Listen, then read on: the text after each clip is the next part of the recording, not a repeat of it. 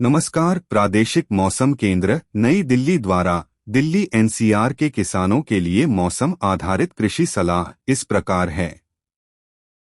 दिल्ली में 15 और 17 मई को आसमान में आंशिक रूप से बादल छाए रहेंगे। 15 मई को शाम रात्रि के समय मेघ गर्जन बिजली चमकने के साथ बहुत हल्की से हल्की वर्षा होने तथा हवाएं 40 से 50 किलोमीटर प्रति घंटे की गति से बढ़कर 60 किलोमीटर प्रति घंटे के झोंके से चलने की संभावना है। 17 मई को दोपहर शाम के समय मेघ गर्जन बिजली चमकने के साथ तेज सतही हवाएं 20 से 30 किलोमीटर प्रति घंटे की गति से बढ़कर 40 किलोमीटर प्रति घंटे के झोंके से चलने की संभावना है। 16 मई को आसमान मुख्यतः साफ रहेगा। दिल्ली में 15 मई को अधिकतम तापमान 40 से 42 डिग्री सेल्सियस तक रहने का अनुमान है।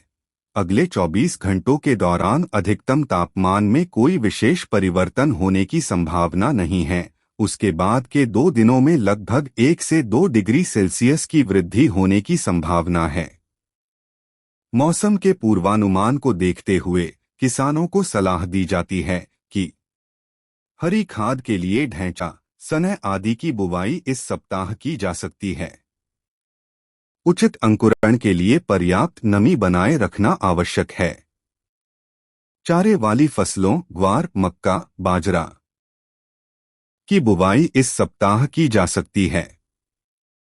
अधिकतम अंकुरण के लिए पर्याप्त नमी बनाए रखें। इस सप्ताह अरहर, तुअर और कपास की बुवाई के लिए खेत की तैयारी करें। किसानों को प्रमाणित स्रोत से अच्छी गुणवत्ता वाले बीज खरीदने की सलाह दी जाती है। तापमान को ध्यान में रखते हुए किसानों को परिपक्व सब्जियों की कटाई सुबह और शाम के समय करने तथा कटाई के बाद फसल को छाया में रखने की सलाह दी जाती है।